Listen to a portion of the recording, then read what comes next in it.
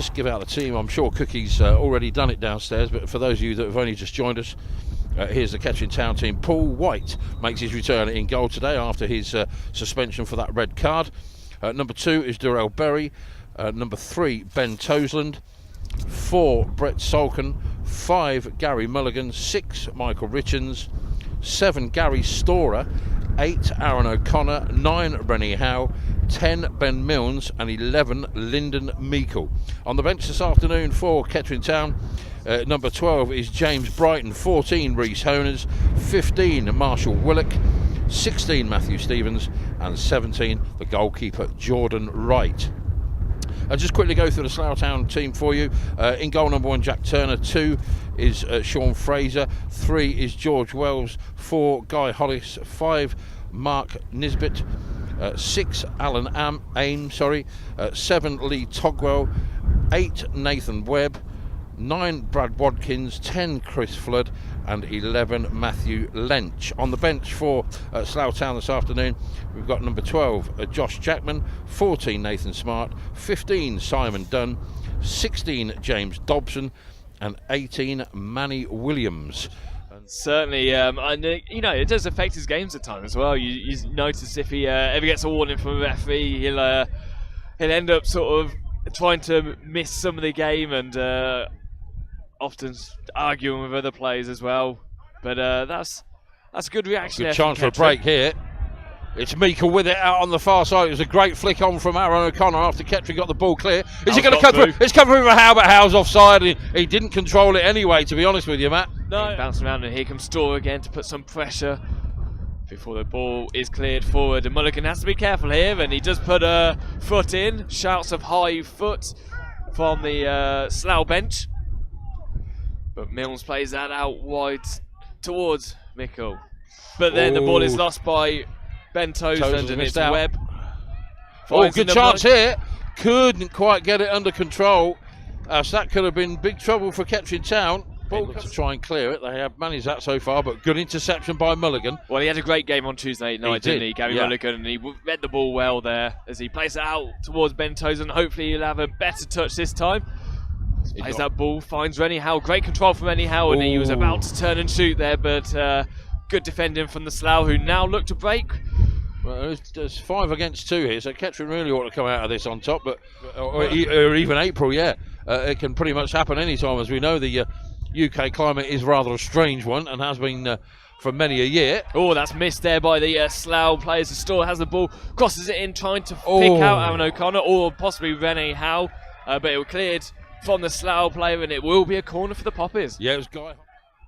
And it's going to be Ben Milnes to take this. Corner goes in. It's going to be a short corner, headed out back towards Milnes. Milnes with the ball, loops it in. Header missed by Rennie Howe. Bet Salkin was there as well. He claims that it's a corner. The referee, Edward Piddock, has claimed it is a goal kick. Yeah, it was. It looked as if it was going to be a decent corner for one moment. Well, that's another goal kick. He's found the dugout again, hasn't he? Yes. His favourite place, and I'm sure Paul White will be trying again. Goodness me, this wind's getting worse. Second half as that throw-in goes long. Rennie Howe this time heads the ball forward to O'Connor. O'Connor with his multicoloured boots. Looked like a got tripped there, but he has won a throw, gets up quickly and throws it towards Storr. Storr in the penalty area. He's got a lot to do here. He's got no support, but he's got past 2 players. Just plays it low. I thought that was in! Meikle did well to... Goodness me, I thought that had gone in even after the keeper touched it. I thought he'd bounced up, and I thought he'd gone in the net. I thought it was Kettering were one up there, but sadly not. Good save from the keeper in the end, Turner. Yep, there's a real opportunity there for Kettering, and great play from Storr. You've got to say, he got past 2 players there in such a tight angle as well. Yeah, had no room to work with, did he? He had to cut inside, and he did that really well. It's another corner for Kettering Town as the wind and the rain now batter us up here on the TV gantry. Really is not good weather to watch football. Hasn't he? He has indeed. Storr has it again here. That's a really good ball into the box. Rennie Howe just can't manage to make it. Kettering with the ball now. Berry looks to play it back, although gets past one player. He's done well. Yeah. And he gets the cross. The keeper's not got it, but nobody's there. Aaron, oh no, is that claim for handball? No, another shot comes in, but again it's blocked. And the keeper made a real haulix of that. It's Slough Town with a throw-in, and it's deep inside the Kettering half.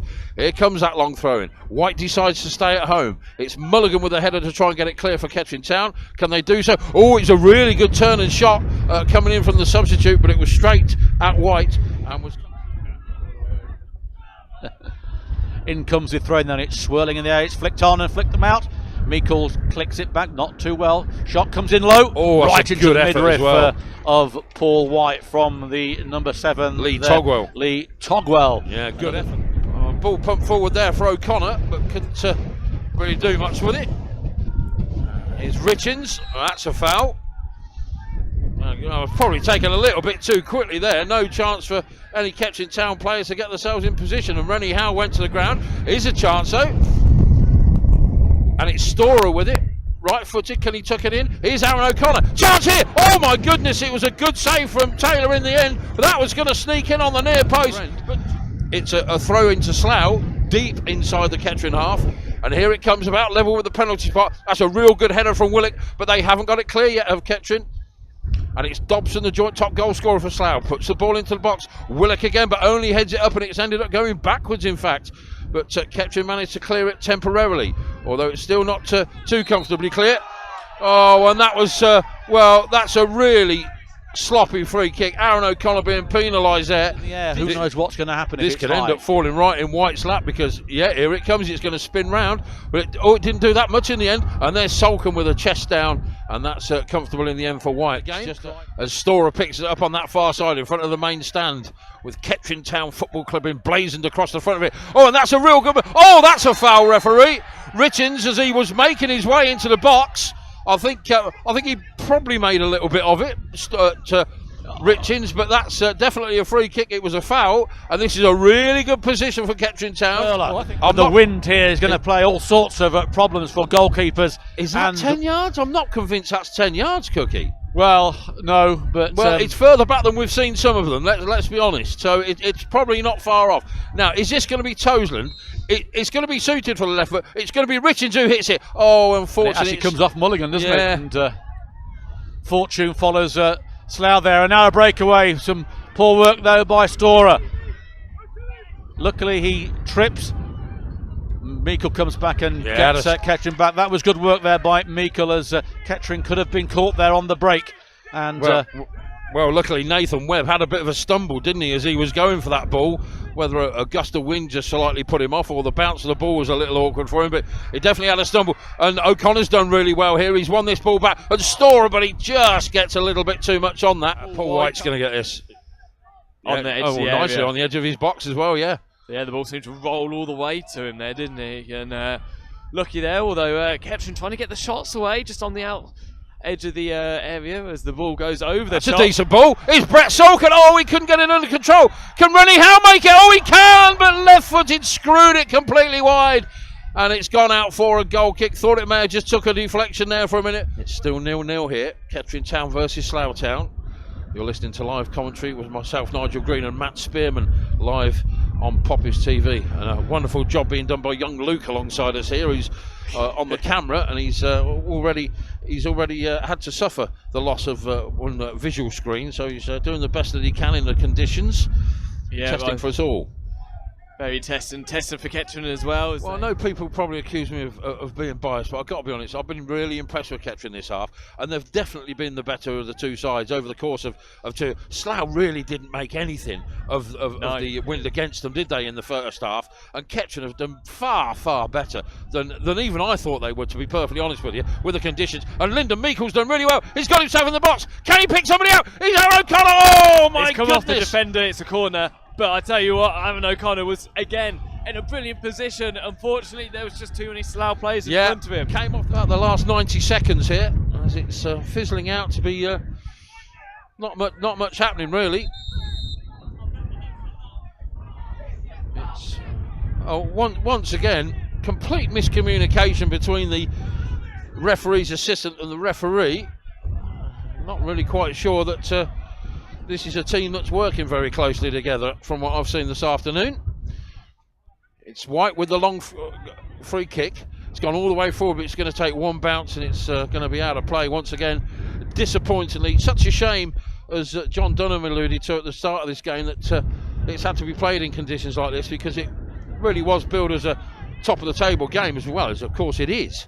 Both teams being in the top 5, but conditions have not been conducive to nice and tidy football, I'm afraid.